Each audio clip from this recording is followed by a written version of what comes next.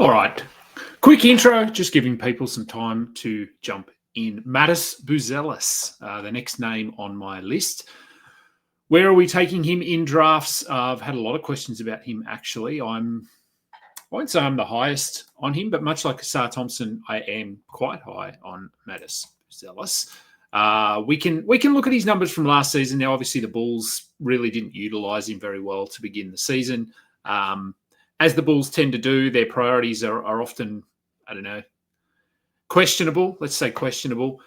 They seem to figure things out late in the season. Josh Giddey got some more minutes, was doing a bit more, and Buzelis, I think they realised they needed to be starting Buzelis. They needed to be playing him over guys like Patrick Williams, who is still there, but let's hope he doesn't really cut into what Buzelis can do. So we don't want to look at the numbers for the whole season for Buzelis, but let's take the last month. If we look sort of last month, 2 weeks, week, whatever we want to do there, he was basically in that top 70, top 60 range, 27, 28 minutes a night. Again, let's look at last month. I can look at those numbers. 14 points, 5 rebounds, 1.7 assists. He's not going to get a lot of assists, let's be honest. Defensive stats, that's where he gets some of his value. So 0.8 steals, 1.3 blocks, and 2.3 threes. Percentages are good for a guy that's shooting, I won't say a ton of three-pointers, but he's shooting certainly a number you can't ignore. 50%, 75% from the line. What's he going to do this season? Well, look, a lot of that comes down to the Bulls.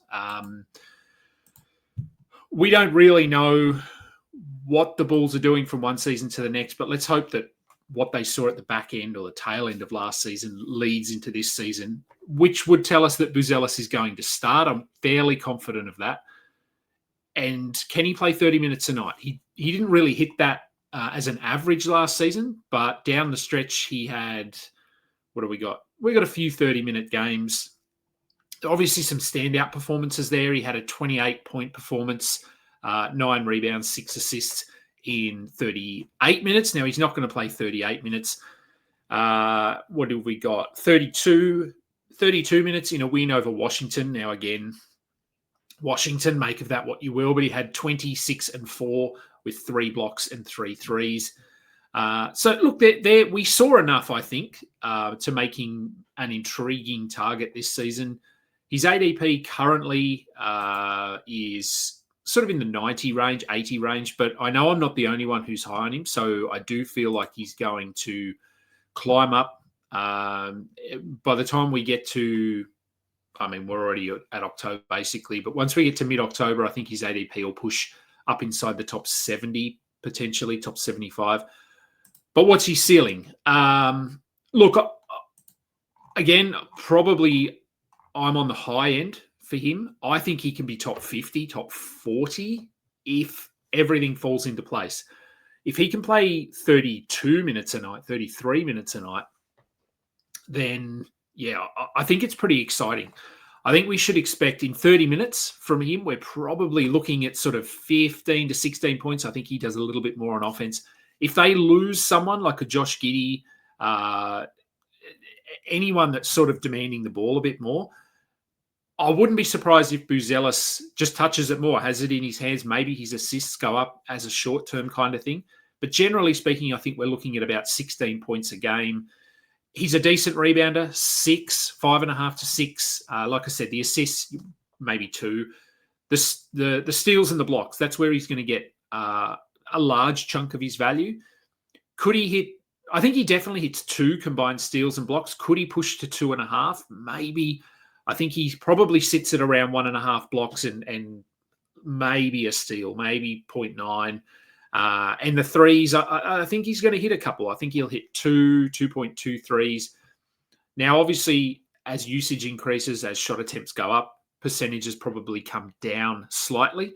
So we saw down that sort of tail end of last season, he was up over 50%. I don't think he's over 50% this season. I think he's high 40s, 47, 48. The free throws will be good, 81, 82%. Not on a ton of attempts, but obviously as he gets more aggressive, more confident, those touches at the line will go up. So I think if you can draft him, if you can get him in the 80s, absolutely take that, because for me his floor is probably in that range.